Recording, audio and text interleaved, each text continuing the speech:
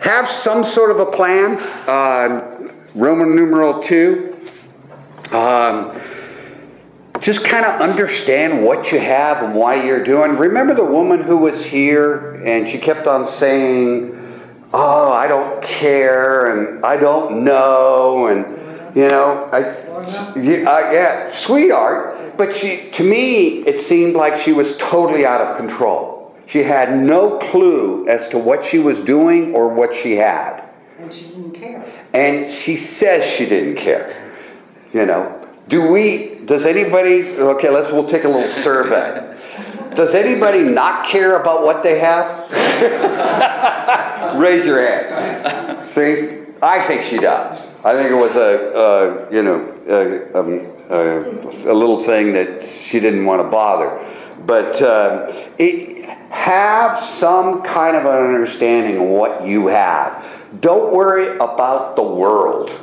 I mean, nobody can control the world, but you can control what you have. So if you understand your net worth, if you understand your cash flow, if you understand your asset allocation, if you understand your diversification, if you know your tax bracket, and if you have some understanding of your goals and objectives, you will be further ahead than 9 out of 10 people. And if you don't, and you don't want to bother with that, hire a competent, ethical advisor. For 1% per year, it is a total bargain. I think. I've given up all my money. I can't spend the time. I don't have the energy. I don't have the will any longer to focus in on my own issues as far as financially is concerned. And so, but I think whomever you choose as a financial advisor, it should help you attain that control. Because they ought to be educating you as to why they're doing what they're doing. Do you ever make the decision for the client? Oh, no. Never. There always is a collaborative effort. Say, this is the way we see it. These are your choices. What do you want to do?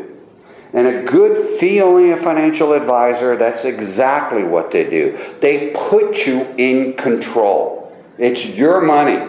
Who said that? What's the name of the program? Please understand what goals you have. Try to write them down. Amount needed or want. The number one, in the It's Your Estate class, what I do is that I hand out a survey form. And one of the questions on the survey form is, what is your greatest financial concern? What do you think the answer is? Huh? Writing down money. Yeah, it is. Hands down, 8 out of 10. And I talked to the person and I said, okay, that's your greatest concern. What have you done? How are you dealing with that worry? And they're lost. They have no idea how they can handle that. They're hoping for an inheritance, hoping for the lottery to come through, but they don't have any kind of idea how they can get comfortable that they won't. And the funny thing about that question is that it doesn't matter if I have talked to somebody in the $200,000 net worth or I talk to somebody in the $40 million net worth. Makes no difference. That issue is still there because they have different lifestyles. They're spending way more, and so get together again. Think of Kirk right here with glasses and a little green cap, and all he does is sit in front of a little computer and he's running calculations for you. And that's kind of what you do. You kind of put a net worth together and you say, okay, what have you spent the last 10 years? What do you have? And most times we can say, whether you make another dime, you can more than likely spend another $10,000 a year. but at least you have some numbers to look at. Every single business does that. Very few individuals do it for their own lives. But I haven't worked for a corporation where they didn't want me to put a budget together, to put future income projections together, to know where we're going to be in the next 2, 3, 5 years. And we just don't do that as individuals. And I recommend it highly, especially if that's what you're concerned with.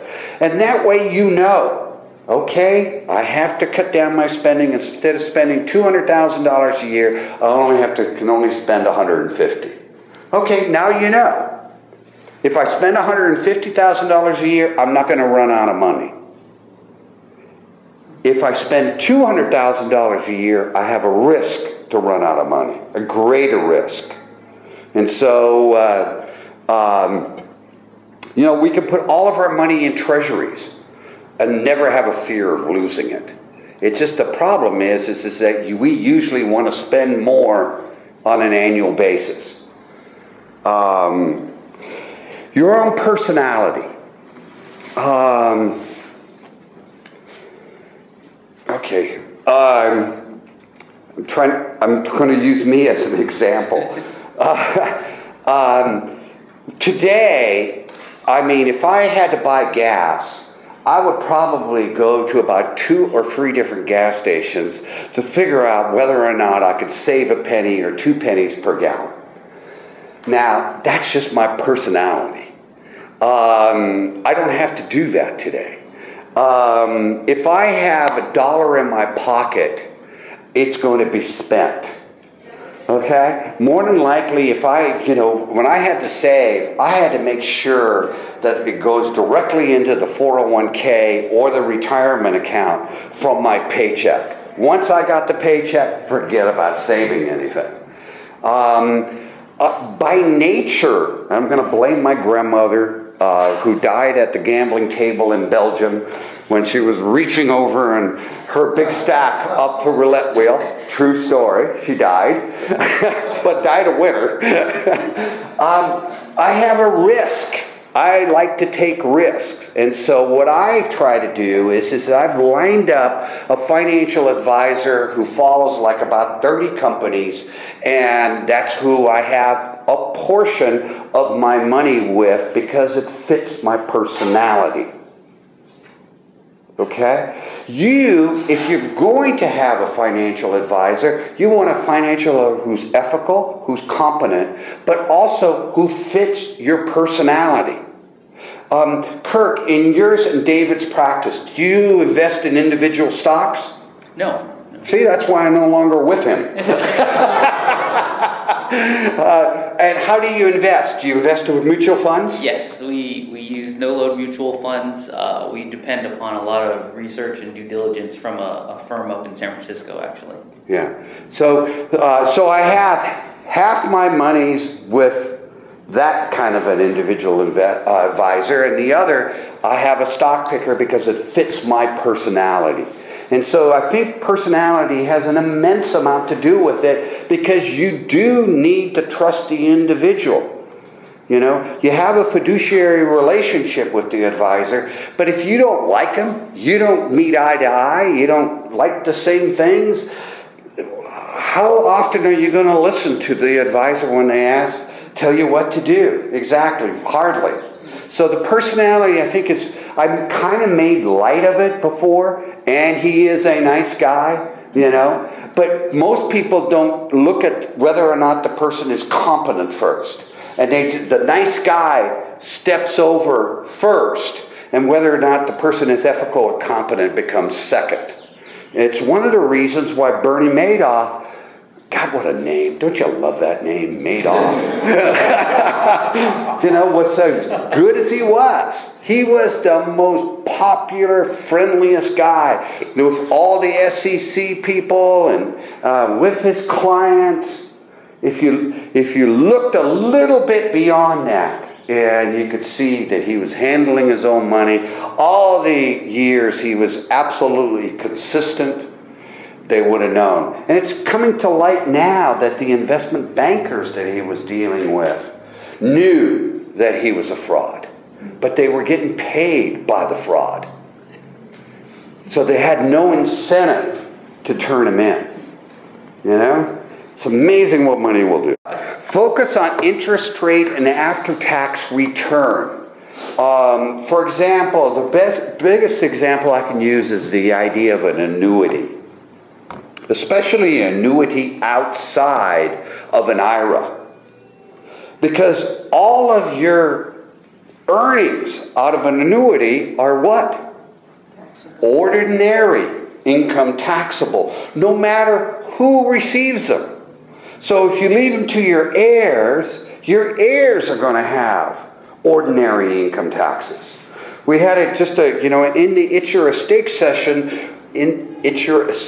session, we did a little survey form, and one of the individuals who turned it in had $900,000 in their IRA, and he was leaving it to one individual. When that $900,000 hits that individual, what kind of taxes is that person going to pay? Yeah.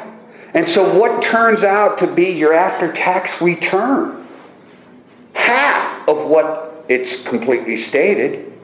So look at your after-tax return on most items. See what you get to put in your pocket, not what it states as in the regular, this is what your interest is. It's one of the reasons why CDs are so horrible today as well. CD income is taxable ordinary income.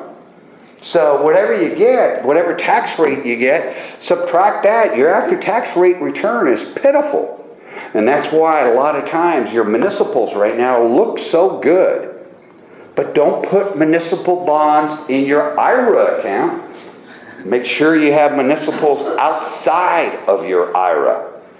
Usually when I see an IRA account and I see annuities inside the IRA account, what is my first conclusion?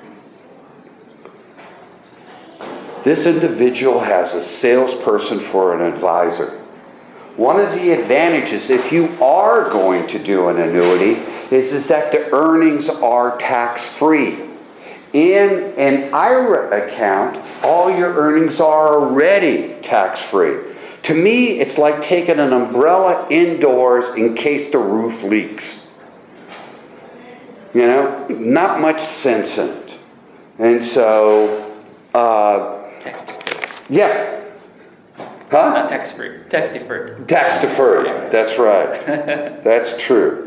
I love this example, the 2% difference. It says here, you can get a 2% difference on a 50-50 stocks and bonds, and you would earn over 20 years $174,000. On a 9% return, you would have $252,000.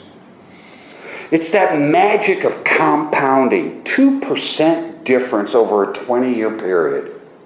I mean, isn't that $75,000, a lot of dinners, some cruises? I mean, put it in real terms. And we're not talking a major difference here, 2%. I think most people can save 2% by just going to Vanguard and getting rid of their broker. You know? Or just taking advantage of some of the tax rules and understanding the tax rules.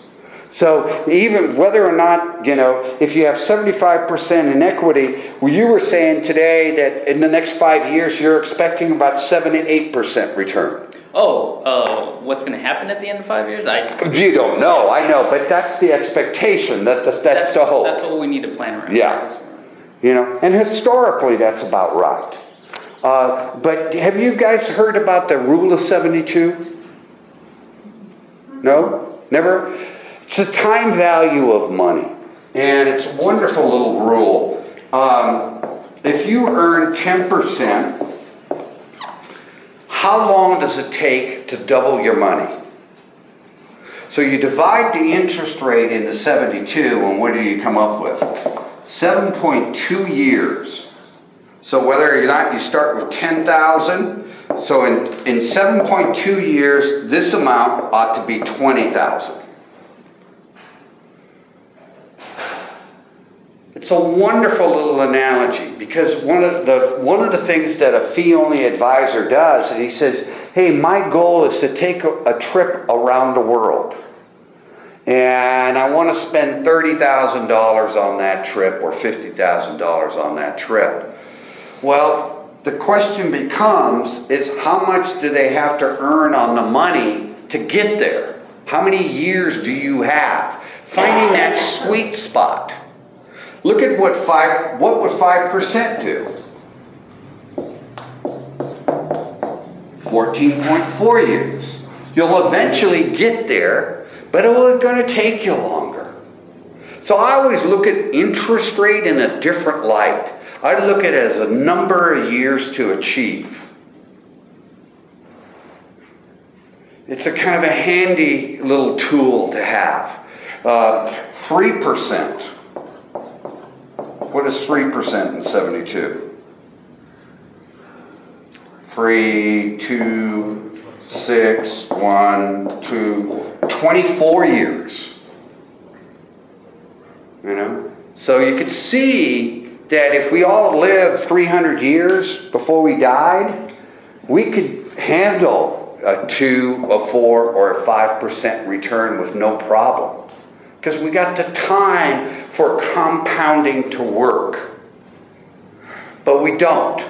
And so, you know, so it's trying to find that sweet spot, you know, and for the financial advisor to say, hey, you're being unrealistic. You're not going to earn 12% per year. It's going to take you a number of years longer to reach your goal. That's the kind of conversation that you begin to have. On asset allocation, you know, you need to know,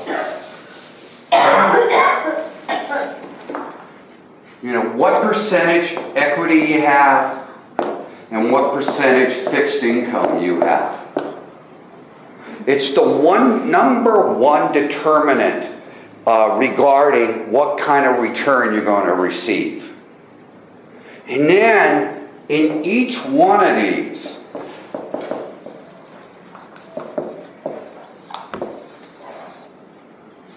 diversify. So how, remember the lesson from the equity session? How do we diversify in the equity area? Large cap growth, large cap value, mid cap growth, mid cap value. Small cap growth, small cap value, international, emerging. Have a little bit of it all. Probably the less risk you want to take, you want to go with the larger companies. Large cap growth today is probably the most likely to get ahead in the next 2 to 3 years. Oh boy. Loaded question. Yeah. That's a loaded question. Yeah, it is. And really, I wouldn't be able to tell you. That's why we use diversification across the board, because I wouldn't be able to tell you whether that's going to be in favor or... We had one of the CFAs who spoke at one of the other sessions, and that's what she said, large cap growth. And I said, if you believe that large cap growth is going to be a major market leader in the next 2 to 3 years, how much additional percentage of your client's portfolio are you putting into that area? What do you think her answer was? How much more? How much more? No. She said we would rate it 5% more than we normally would. So they have a standard kind of 70-30. They said they would weighted the large cap growth and the large cap value. They weighted that area 5% more than they would have a year ago. But that's what, they're not making a bet. I mean, they're just a little inch. What you heard Kirk say is they're hedging their bets a little bit. They're of the philosophy that the marketplace maybe nearing a peak in the near term, and they're kind of being much more cautious. And that's just a different personality, different opinion. Is Kirk wrong or David wrong? No. Are Christine of Powers equitable wrong? No. But neither one of them are doing the farm on either way of thinking. See how just a little bit of an edge. But asset allocation, fixed income.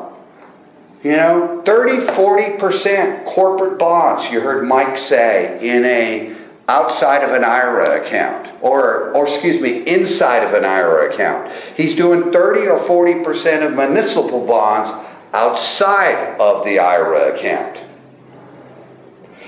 Does that mean all the municipal bonds are exactly the same? No, he's diversifying amongst the different municipal bonds.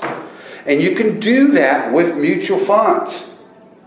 Vanguard is just wonderful. If we look at a mutual fund, what are the three things we want to look at? What's the first? It's almost a philosophical question, the first question. Are we going to do an index or do we do a manager? If you believe strongly that there's no manager out there that really beats the index, you do the index. But it's a personal decision. If you believe that there's a manager out there in a particular sector that will do well over another, then you've got to do your homework. If you have individual managers in your portfolio today in mutual funds, does anybody know who they are? Give me some names. Okay, you need to know. If you've got managers, you're betting on that manager or that group to outperform. And so you pick up what's Morningstar? Mm-hmm. You get up a Morningstar rating and find out what that group has done. How well are they rated to like kind? Because you're betting on that manager outperforming the others and the market. If you don't want to go through that homework, and I don't, then you pick the index fund. Might be slightly behind, but that's okay. What's the good thing about index funds? And it's the second thing you need to look at in a mutual fund. It's cheaper. Expense ratio. No commissions. Usually the investment and manager fees are low. The trading is less. Have low cost. That's the second thing you ought to look at. By the way, there's ETFs out there as well. Be careful. Make sure you have an ETF that is low cost, expense ratio. And today, if you get an ETF through a broker, you may as well, buy a regular mutual fund because the expense is going to be a lot greater. They're becoming that popular. So even with ETFs today, exchange traded funds, you want to make sure you understand the expense ratio. And the third thing on picking out a mutual fund is what is the objective of that fund? Because how can you make sure you're diversified if you don't understand the objective? Remember, what is an objective? Growth, large cap. That's an objective. Growth, value. That's an objective. Municipal bonds. That's an objective. Make sure you understand the duration when we're talking about bonds. How many years out? Okay? So make sure you're diversified. Most portfolios that I see, 95% of them are not diversified. They have a number of mutual funds in there, and many of the mutual funds are investing in the same assets. So, and you can do this homework on your own. You can almost visit any fee-only advisor, and they'll take a look at your portfolio, put it through a Morningstar kind of a report, and give you feedback just on this issue. This alone, I think, is the value of a fee-only advisor if you don't want to do it yourself.